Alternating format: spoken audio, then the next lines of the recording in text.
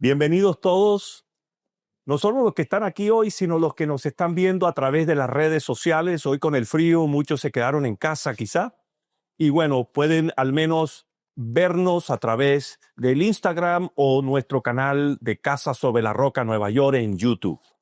Bueno, hoy estamos comenzando mes y con cada comienzo de mes, ustedes saben, empezamos una nueva serie. Y hoy la serie que vamos a comenzar se llama Crisis, peligrosa oportunidad. ¿Alguien ha pasado por una crisis aquí alguna vez?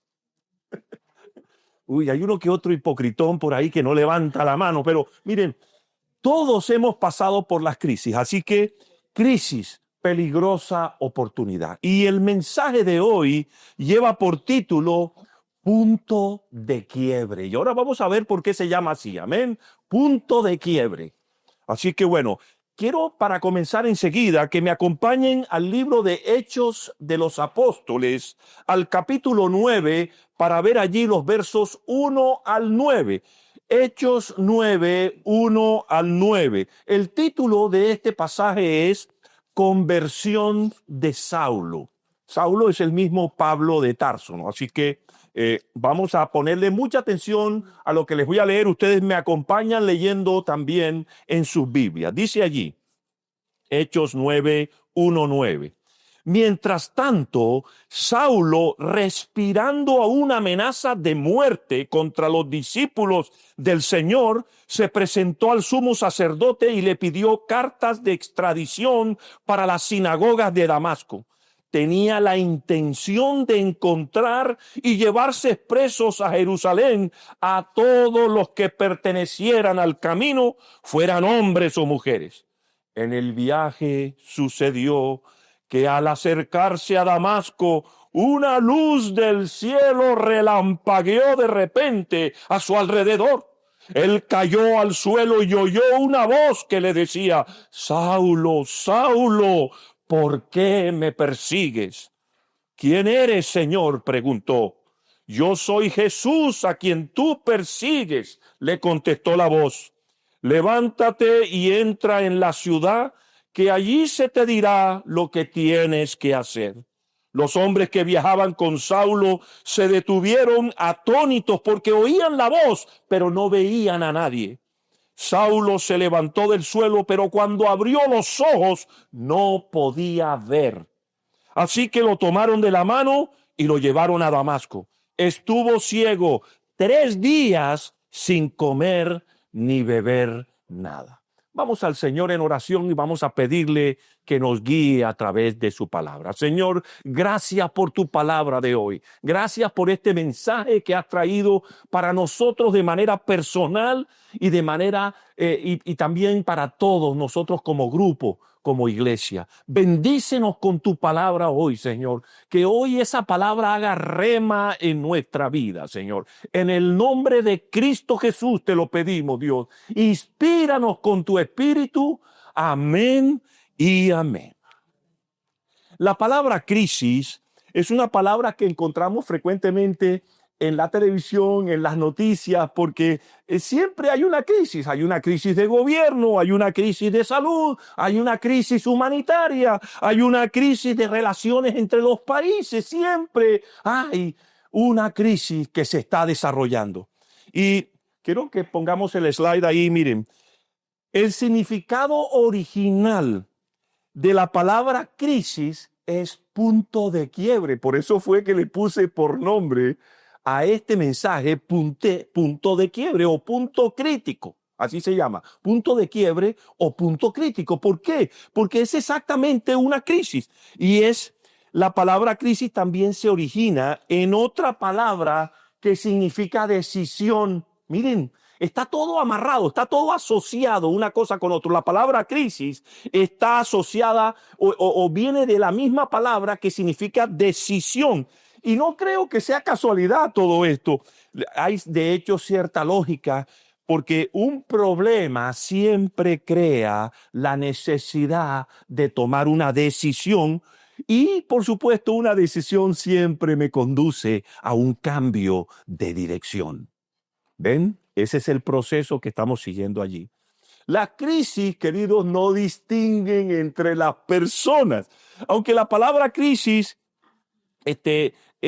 pareciera que atacara únicamente a las celebridades, porque cuando están en crisis, pues todo el mundo publica noticias acerca de estas personas, pero la realidad es que todos en algún momento padecemos de una crisis. Y en nuestro pasaje vemos aquí a Saulo de Tarso, que es el mismo Pablo, en un estado de crisis. El tipo está colapsado, como vieron, se dieron cuenta. Y su punto de quiebre fue justamente ese paso hacia Damasco. Ese camino hacia Damasco fue el punto donde él se quebró. ¿Podemos pasar el slide, por favor? Entonces, miren, para ponerlos un poco en contexto, ¿quién era Pablo?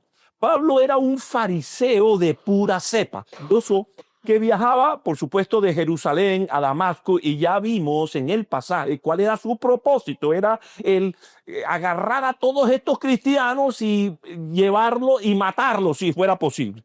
Pero los fariseos, como él, se distinguían por ser sumamente comprometidos con su fe, personas que estaban muy aferradas a la escritura y trataban siempre de proteger y preservar las tradiciones judías. Por eso este tipo actuaba como actuaba. Pero observen el verso 1 de nuestro pasaje, que lo quiero leer de nuevo porque hay un mensaje potente ahí. Escuchen, miren. Mientras tanto, Saúl, respirando aún amenazas de muerte contra los discípulos del Señor, con su actitud, con sus acciones, con esa forma de pensar, se podía ver que ya se empezaban a formar, dame un slide ahí, por favor, los primeros nubarrones en el cielo, porque él estaba atrayendo hacia sí mismo una crisis. Porque cuando tú tienes una actitud como esa, agresiva, de contención, de conflicto, tú estás atrayendo una crisis hacia ti. Y eso es exactamente lo que está pasando. Y observa, con su actitud y sus acciones se podía ver ya cómo en el cielo, como en esta foto que les traje aquí, se formaban los nubarrones anunciando la tormenta que vendría sobre él. Y miren, quiero que pongas el siguiente, por favor. Estaba a punto de reventar la crisis, ¿viste? Falta un hilito nada más para que cuando ocurra lo que va a ocurrir a continuación, ¡pam!, se revienta todo. Miren lo que está pasando aquí. Pablo solo estaba provocando esa crisis que vendría sobre él. Sin embargo, Pablo estaba haciendo, y eso hay que reconocerlo, estaba haciendo lo que él pensaba que era lo correcto. Porque él tenía unas tradiciones y él tenía una educación y una formación que lo llevaban a actuar de la manera como estaba actuando, con celo por su Dios y por su religión. Iba camino a Damasco a poner supuestamente bajo control a estos tipos que se llaman los del camino, ¿no?, a los cristianos. Y resulta que, ¿por qué? ¿Y por qué quería hacer eso? Porque él los consideraba herejes, personas que habían pervertido la verdadera doctrina de Dios. Por eso el tipo salía a perseguirlos, porque podían contaminar a otras personas, según él. Escúchenme. Ponme la siguiente, por favor, miren. Y de repente, dice que la narración nos dice que de repente algo sucedió, algo extraordinario, algo fuera de lo común, algo que se lo sacó de su sitio. Fue interrumpido, él fue detenido por completo. Miren, quedó prácticamente anulado, paralizado, porque dice que él se cayó y cayó a tierra y quedó completamente ciego, anonadado, sin saber qué estaba sucediendo. Una voz le estaba hablando que no sabía de dónde provenía ni quién era. Hasta que, por eso él pregunta, ¿quién eres, Señor?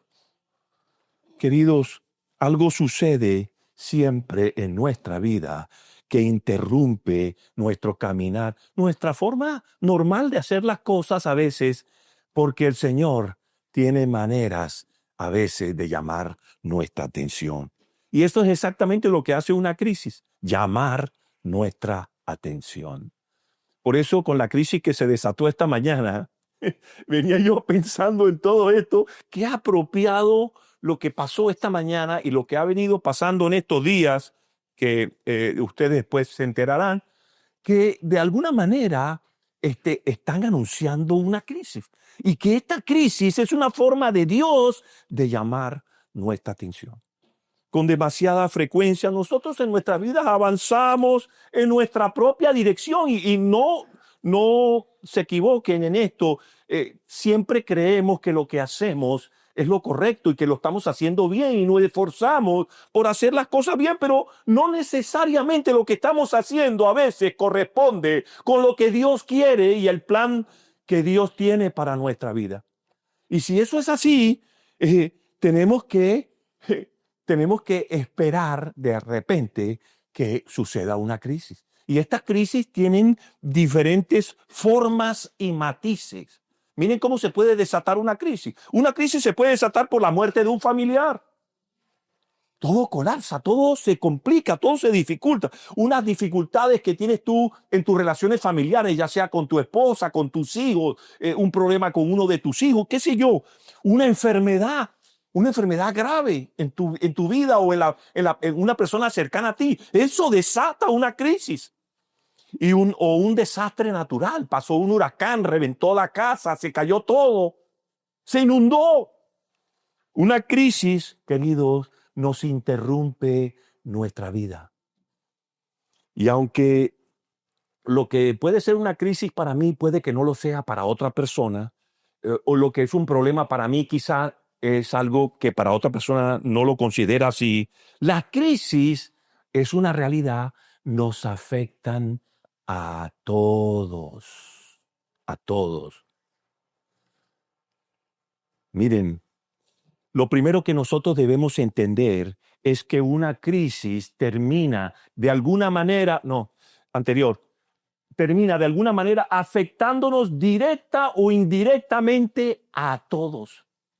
Y uno podría decir, no, el que está pasando la crisis es él o es esta otra persona, pero de alguna manera, directa o indirectamente, termina afectándonos. Y lo vamos a ver por qué ahora más adelante. En segundo lugar, miren cómo la crisis termina afectándonos a todos. La crisis familiar ahí entre los esposos termina afectando a la criatura. Pase adelante. El segundo punto. En segundo lugar, vemos que con frecuencia se necesita una crisis para que Dios se abra paso en nuestra vida. A veces nos ponemos difíciles, nos ponemos duros porque el Señor trata de acceder a nosotros y nosotros lo ignoramos. Nosotros lo pasamos de largo. Y el Señor, recuerden quién es. Tú no puedes hacerle eso a Dios. Queridos, observa que en nuestro pasaje, la posición y la herencia religiosa de Pablo como fariseo, Dios no tenía otra posibilidad de un hombre como él, con ese carácter, con esa solidez de educación que tenía, con esa inteligencia tan profunda, con ese racionalismo que él manejaba. No había posibilidad ninguna de que Dios pudiera acceder a Pablo de otra manera, sino estrellándolo contra el piso con una crisis violenta. Y miren, Dios necesitaba esa crisis para llegar a él, llegar a su corazón, porque él lo declara más adelante, instrumento escogido es para mi propósito, dice el Señor. Luego necesitaba que ese hombre estuviera de parte nuestra, no con el enemigo. Entonces el Señor lo rescató de donde estaba y se tomó el trabajo de hacerlo personalmente. ¿Cómo sería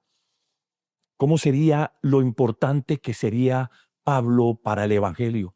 De hecho, ustedes lo saben, Pablo escribió más de la mitad del Nuevo Testamento, casi todas las cartas que aparecen ahí, Filipenses, Corintios, Romanos, todas esas cartas son de Pablo. Si Pablo no hubiese escrito esas cartas, nosotros no tendríamos hoy Nuevo Testamento, aparte de los Evangelios, escritos por los apóstoles. Pero les digo, queridos, es en los problemas y en las dificultades de la vida que nosotros buscamos a Dios, como lo hizo Pablo. Vamos a verlo. Como dijo alguien también, el dolor es el megáfono de Dios para un mundo sordo. ¿Están escuchando? Es el megáfono, el dolor, es el megáfono de Dios para un mundo sordo. Y es tan cierto que nosotros a veces, inclusive para aquellos que no conocen a Dios, solo el dolor es lo que nos hace voltear nuestro rostro, es lo que nos hace arrodillarnos y clamar a Dios. Porque esa es nuestra naturaleza y Dios la conoce. Por eso a veces el Señor se pone difícil, se pone duro, o nosotros pensamos que se pone duro con nosotros, pero en realidad lo que está haciendo Dios no es sino llamando a gritos para que tú atiendas y tú no haces sino ignorar. Queridos, porque a pesar de nuestro conocimiento y nuestro amor por Dios, con frecuencia nosotros nos desviamos del camino y del plan de Dios y empezamos a andar por el camino que nosotros elegimos porque creemos que ese es el mejor camino. Y con frecuencia nos encontramos en una situación en la cual somos sordos a la voz de Dios. Por eso el Señor no te habla, no te grita, usa un megáfono. Y ese megáfono truena porque es con dolor y con crisis que el Señor a veces te llama la atención. Y con frecuencia tenemos que ver cómo Dios usa un megáfono para comunicarse con nosotros. A menudo se necesita el megáfono de las crisis para que Dios pueda abrirse paso en nuestra vida. Y nos gusta mucho esta historia de Pablo, porque no sé si se dieron cuenta lo espectacular que es. O sea, un relámpago en el cielo, el hombre cae derribado, o sea, todo eso parece de película, eso se ve y suena espectacular. Pero, y nos encanta la idea de que haya esa luz brillante y que haya pasado todo eso y el hombre quedó ciego, fulminado allí, ¿no? Porque eso generó un cambio instantáneo en Pablo, solemos creer. Sin embargo, nuestro pasaje nos indica que no fue así, que no hubo tal cambio instantáneo, que el hombre cayó derribado y quedó mudo, fue lo que quedó. Además de ciego, quedó mudo. Y no es porque no pudiera hablar, es porque no tenía nada que decir. Porque todo lo que él creía, todo lo que él pensaba quedó revaluado en un instante. ¿Usted se imagina? Una persona que duró, no sé, ellos desde siendo muy niños, los fariseos eran formados en la doctrina de la religión judía. El tipo podía llevar, no sé qué edad tendría cuando le pasó eso, pero iba a tener por lo menos 40 años. Y si tenía 40 años, el tipo llevaba 35 estudiando toda la teología judía. Y de repente, con este relámpago y esa voz que duró, no sé, 20 segundos, le cambió toda su vida. Todo le revaluó todo lo que él pensaba, todo lo que él creía, todo lo que él sabía, quedó completamente revaluado y recompuesto por eso que sucedió. Entonces es un choque tremendo. Entonces, observa, Pablo cayó de rodillas y luego leemos, y voy a leerles ese verso donde dice el periodo de tiempo que él pasó por la experiencia que tuvo tan violenta. Dice en el verso 9, dice que Pablo estuvo ciego 3 días sin comer ni beber nada. Escúchenme, sí, quedó ciego por el resplandor y todo esto, pero el tipo se negó a comer, se puso en ayuno él mismo, porque quedó replanteado totalmente. Todo lo que él había hecho en su vida, de repente entendió que no tenía ningún sentido ni servía para nada, porque esto le había cambiado todo. 3 días ciego y en ayuno. Y tengo la sensación de que el Señor lo dejó ciego a propósito. ¿Por qué? Porque era la única forma de que él no se distrajera, de que él se pudiera ensimismar, encontrar a sí mismo. O sea, con los ojos cerrados no puedes ver, no puedes nada, está dependiendo de otros. Tienes que mirar hacia adentro, no tienes más opción. Y yo creo que el Señor lo hizo a propósito por eso. No podía ver nada y por lo tanto no podía ocuparse ni distraerse con nada más hasta que comprendiera qué fue lo que era lo que había sucedido y pudiera él mismo sacar sus propias conclusiones y sobre todo empezar a tomar decisiones. ¿Estás viendo? Porque la crisis tiene que conducir necesariamente a eso. Tiene que conducir a que tú puedas enfocarte, comprendas qué es lo que ha sucedido con la crisis, saques tus propias conclusiones y luego empieces a tomar decisiones que transformen, que cambien tu vida. Y Pablo quedó en una posición en la que no pudo repensar su comprensión de Dios, en la que pudo, de hecho, repensar su comprensión de Dios y todas sus creencias.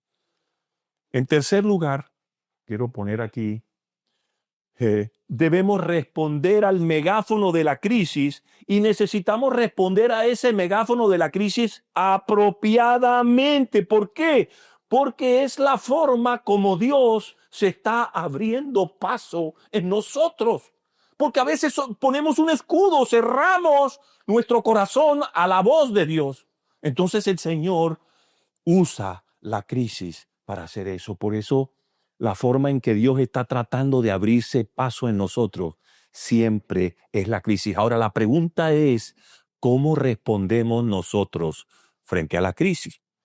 Miren, estoy convencido de que cuando nosotros llegamos a estos puntos de crisis, lo que necesitamos es pasar tiempo de rodillas delante de Dios mientras intentamos darle sentido a la situación, porque a veces la crisis nos derriba y tenemos que tratar de asimilar lo que ha pasado, asimilar el trancazo, porque esa es otra cosa, y por último entender por qué el propósito de Dios, el por qué sucedió lo que sucedió. Y miren, mientras tratamos de enfrentarnos a lo que sea que esté sucediendo, mientras intentamos entender lo que sea que Dios pudiera estar tratando de enseñarnos, tenemos que estar de rodillas. Y quiero invitarlos y quiero hacer una pausa en este instante. Y quiero que todos los que están aquí, por favor, y los que nos están viendo, cierren sus ojos. Cierren sus ojos por un instante y pasemos unos instantes en silencio, con los ojos cerrados, para tratar de entender cuál es el punto de quiebre por el que estoy pasando, por el que he pasado, cuál es la crisis que me está golpeando en este momento y tratar de entender qué es lo que Dios quiere hacer a través de eso en mi vida. Así que te pido, por favor, que te enfoques en esa crisis ahora, en ese punto de quiebre, no solo en lo que pudiera estar pasándote a ti, sino en lo que te pudiera estar pasando a algún miembro de tu familia, no sea a tu hijo, a tu esposa, a tu esposo, ¿no? Eh, Estemos siempre abiertos a ser interrumpidos por Dios. Y entiende que esta crisis es un pare que Dios te hace. Entendemos que Dios necesita abrirse paso en tu vida. Necesitamos por eso responder apropiadamente a sus requerimientos y la forma de hacerlo es encontrándole sentido a la crisis, sentido y propósito. ¿Por qué? Responda siempre la pregunta ¿por qué? ¿Y por qué así? ¿Y por qué de esa manera? ¿Y por qué en esa persona? ¿Por qué sucedió en este tiempo? ¿Cuándo, qué, cómo, por qué? Responda a esas preguntas a cualquier crisis que nos esté afectando hoy.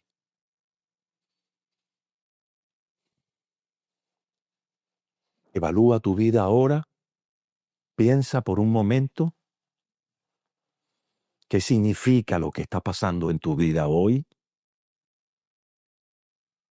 porque si no está pasando nada, no hay duda de que estás pasando también por una crisis.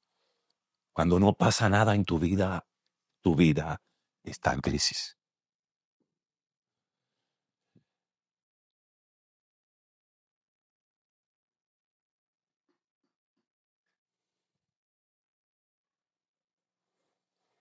Pero continuemos con nuestra historia.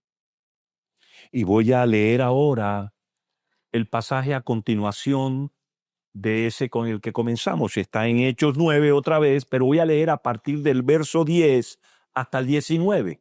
Ponga atención lo que está por suceder. Había en Damasco un discípulo llamado Ananías, a quien el Señor llamó en una visión. ¡Ananías! aquí estoy, Señor. Anda, ve a la casa de Judas en la calle llamada Derecha y pregunta por un tal Saulo de Tarso. Está orando y ha visto en una visión a un hombre llamado Ananías que entra y pone las manos sobre él para que recobre la vista. Entonces Ananías respondió: Señor, he oído hablar mucho de este hombre y de todo el mal que ha causado a tus santos en Jerusalén. Miren, como si la fama que tenía Pablo. Y ahora lo tenemos aquí autorizado por los jefes de los sacerdotes para llevarse presos a todos los que invocan tu nombre. Ve, insistió el Señor, porque ese hombre es mi instrumento escogido para dar a conocer mi nombre tanto a las naciones y a sus reyes como al pueblo de Israel. Yo le mostraré cuánto tendrá que padecer por mi nombre. Ananías se fue y cuando llegó a la casa le impuso las manos a Saulo y le dijo: hermano Saulo, el Señor Jesús que se te apareció en el camino me ha enviado para que recobres la vista y seas lleno del Espíritu Santo. Al instante cayó de los ojos de Saulo algo como escamas y recobró la vista. Se levantó y fue bautizado y habiendo comido recobró las fuerzas. Wow, qué interesante lo que está pasando. No sé si se dieron cuenta, pero Pablo interrumpe su relato de la crisis que le acababa de sucederle en el camino a Damasco para incorporar a continuación a este personaje que también, como vieron, entró en crisis. ¿Y por qué, pastor? Porque cuando revisamos la historia de Pablo en el camino a Damasco solemos olvidar lo que sucede aquí. Y como dije antes, queremos creer que la experiencia en el camino de Pablo resultó en un cambio instantáneo en él, pero eso no fue así. Y ya vimos, no solamente vimos que no fue así, sino que la razón es también porque había otra crisis en curso, la que estamos viendo aquí. Y esta era la crisis que estaba afectando a Ananías.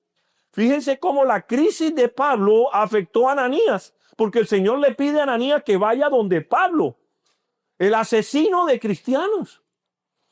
Porque la crisis que afectó a Pablo también estaba afectando a otros, comprobando el punto que mencioné antes.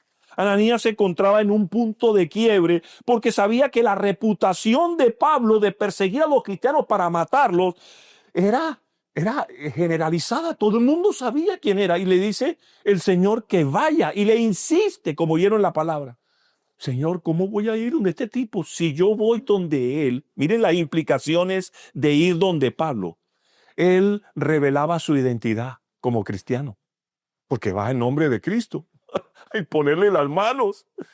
Si él revelaba su identidad como cristiano, cuando Pablo saliera de ahí y si seguía con las mismas intenciones que traía, al primero que se iba a llevar era Ananías. ¿O no? Miren la condición de él. Entonces, la reacción de Ananías nos muestra que los cristianos de Damasco le tenían no miedo, le tenían terror a Pablo. Pero como si esto no fuera suficiente, Dios le ordena a Ananías que vaya donde está este hombre y no solo le ministre sanidad, sino le ministre el Espíritu Santo de Dios. Esto produjo, por supuesto, una crisis en Ananías. El tipo estaba que replanteaba su relación con Dios en ese momento también, porque dice: ¿cómo me vas a mandar allá, Señor? Si ya tú sabes quién es este hombre. Esto iba a requerir, por supuesto, que Ananías se replanteara a sí mismo también, porque lo que estaba haciendo era corriendo un peligro de muerte. Y en Pablo vemos a un hombre, por supuesto en crisis, como ya lo vimos, un hombre con una necesidad muy grande, un hombre con un problema muy grande, un hombre en quien Dios estaba tratando de abrirse paso para que el hombre aceptara la verdad. Pero esta fue una crisis que no solo lo afectó a él, como ya vimos, también afectó a otros, ya que el medio por el cual Dios iba a obrar en Pablo, es decir, a través de Ananías, también estaba en crisis, como acabamos de leer. Pero a pesar de que en esta situación de crisis nos damos cuenta de que la crisis es tanto una situación problemática porque genera un problema, como una situación que trae también un punto de quiebre. Y recuerden en el slide que pasamos al comienzo, el punto de quiebre significa que yo tengo que tomar una decisión. Y esa decisión me obliga necesariamente a cambiar de dirección. Y eso es exactamente lo que está pasando. Miren, para Pablo, la crisis se convirtió en el punto de quiebre cuando él pasó de ser un perseguidor de los cristianos y de Cristo a tener un compromiso total con aquel a quien él perseguía. O sea, cambió de un extremo al otro. Miren lo que significó eso en un hombre estructurado como Pablo. Un compromiso total con el servicio a Cristo. Eso fue lo que hizo Dios en él. Y para Ananías, el punto de quiebre fue aprender a confiar en Dios. Cuando el Señor le dice, ve, insistió el Señor, dice la palabra, ve, porque instrumento escogido me es este hombre para llevar el mensaje del Evangelio a las naciones. Y escuchen, aprender a confiar en Dios es una de las cosas más difíciles que hay. Pero ya vimos cómo este hombre, con la insistencia de Dios, bastó que insistiera una sola vez y el hombre decidió ir. Luego el hombre estaba dispuesto a arriesgar su vida. ¿Por qué? Porque confiaba en aquel que le había entregado el mensaje de ir. Incluso en aquellas situaciones en las que humanamente hablando, la situación era peligrosa. Confiar en Dios era muy difícil en esas circunstancias. Y no tengo duda de que las consecuencias de estos puntos críticos, de estos puntos de quiebre, tanto para Pablo como para Ananías, fueron mucho mayores de lo que ellos jamás se hubieran imaginado. Porque para personas como Pablo se necesitaba un golpe muy fuerte, porque era un hombre de mucho carácter y de mucho conocimiento y sabiduría. En esto creo que hay una lección para cada uno de nosotros hoy, ¿saben? Hay personas a nuestro alrededor que quizá enfrentan puntos de quiebre, situaciones en las cuales están en crisis y crisis de un tipo o de otra, y muchas veces nosotros dudamos en involucrarnos. Y miren, eso es exactamente lo que le está pasando a Ananías. Ananías dudó en involucrarse. Eso no tiene nada que ver con ese tipo, que ese tipo allá, ojalá que se muera. Y resulta que el Señor le insiste para que vaya, que se involucre en ese asunto, en ese problema, con todas las implicaciones que acabo de mencionar. Y puede ser arriesgado, puede ser muy peligroso, como en el caso de Ananías. Es casi seguro que en el caso nuestro, involucrarnos en el tema o en la crisis de alguien puede significar más o menos lo mismo, porque significa de parte de nosotros que vamos a tener que entregar tiempo, energía y quizás sacrificios. Pero lo que el Señor nos está llamando aquí es que nosotros tenemos que ser participantes en la crisis, porque las crisis terminan de una manera u otra afectándonos a todos. Y no te voy a decir que salgas por la calle a preguntar a ver quién está en crisis para ayudarlo, no. Estamos hablando de gente cercana alrededor tuya, gente en la iglesia, gente en tu familia que está pasando por una crisis. Hay que acudir a darles y a prestarles nuestra ayuda, a darles nuestra mano.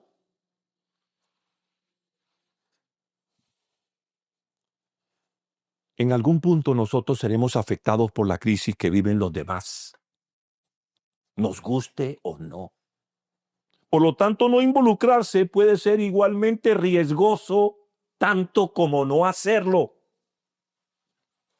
Tanto como hacerlo. ¿Por qué? Porque si tú dejas de hacer algo, no por eso desaparece. La crisis seguía ahí y la otra persona está lidiando con la crisis. Es mejor que tú le eches una mano y lo hagas salir y lo hagas levantar. Queridos, pensar en la situación de Pablo y Ananías, nos damos cuenta de que nosotros mismos nos encontramos a veces en el punto de quiebre en medio de nuestra crisis. El punto de quiebre es cuando todo revienta, cuando todo se quiebra, cuando todo se rompe. Y entonces nos vemos obligados a empezar a repensar las cosas, a tomar decisiones y a cambiar de dirección, a cambiar lo que venimos haciendo por aquello que el Señor nos está señalando. Y podemos ser nosotros como Pablo, porque fíjense que Pablo, cuando llegó al punto crítico, al punto de quiebre, él, ¿qué fue lo que hizo? Cayó de rodillas delante de Dios y reevaluó su forma de ser, de vivir, de pensar, de todo. O podemos ser como Ananías, conscientes de la crisis que estaba pasando Pablo y no pasó de largo, no pasó agachado como solemos hacer nosotros, sino que permitió que Dios lo usara como instrumento de restauración, como instrumento de sanidad, como instrumento de bendición para ministrar a este hombre, para transformarlo. Esto fue lo que hizo Ananías, extenderle una mano a Pablo cuando estaba derribado, ¿viste? Y nosotros tenemos que tener esa misma actitud. Lamentablemente y con demasiada frecuencia nosotros pasamos agachados frente a las crisis de los demás y en particular en el punto de quiebre, o sea, cuando la situación está más difícil y no hacemos nada. Pero Dios nos llama como Ananías a acercarnos a los que están en crisis. Ananías no pasó de largo, observen, Ananías se acercó para ministrar a Pablo. Y su relación a partir de ese momento entre Ananías y Pablo cambió. No sé si se dieron cuenta cómo lo llama Ananías después de haber conversado con él, que seguro esa conversación no está puesta allí, pero dice que lo llamó, miren, el verso 17, 18, Ananías se fue y cuando llegó a la casa le impuso las manos a Saulo y le dijo, hermano Saulo, pasó de ser el enemigo a ser su hermano en la fe. Miren cómo transformó la participación de Ananías en extendiéndole la mano a Pablo en el momento de quiebre, en el momento de crisis más duro.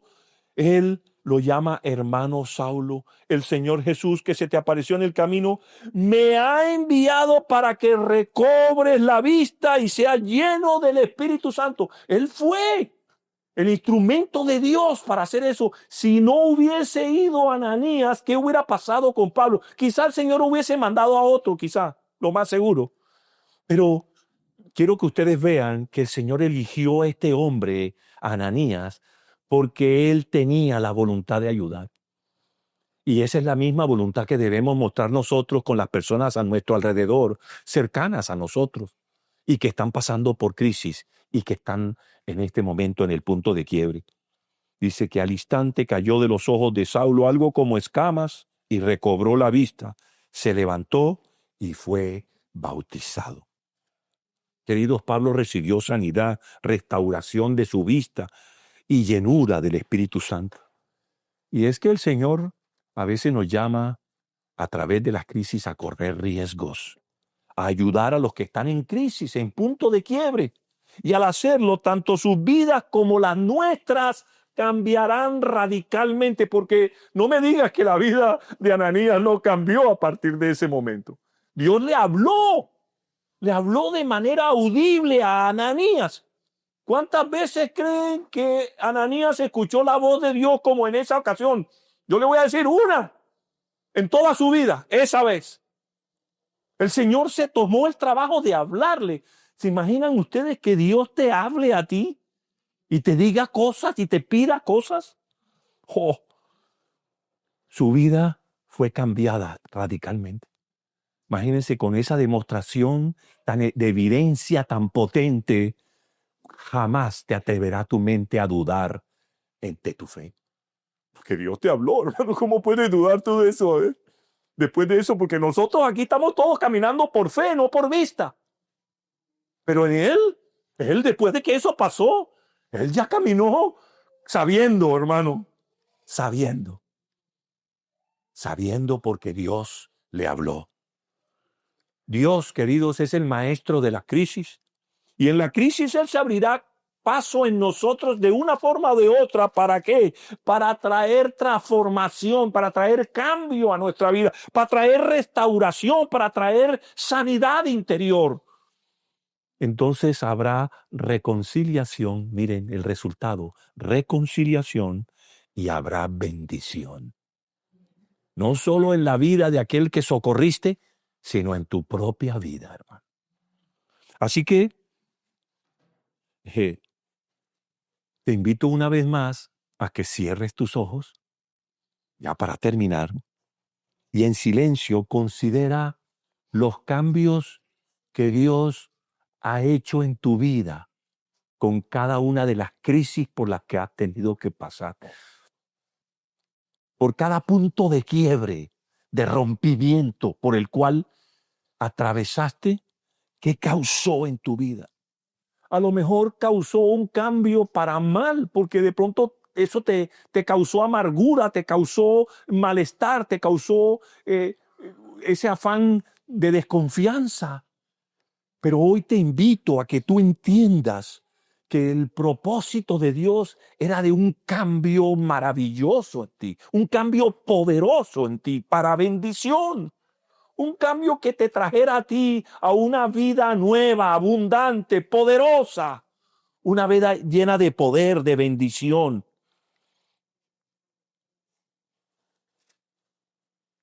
Y quiero por último pedirte que dispongas tu corazón delante del Señor para ser instrumento de Dios en las crisis de otras personas a tu alrededor, para que los ayudes a que puedan recibir también ese cambio, esa transformación, esa restauración y esa sanidad que tú mismo has recibido cuando pasaste por tu punto de quiebre y tu crisis.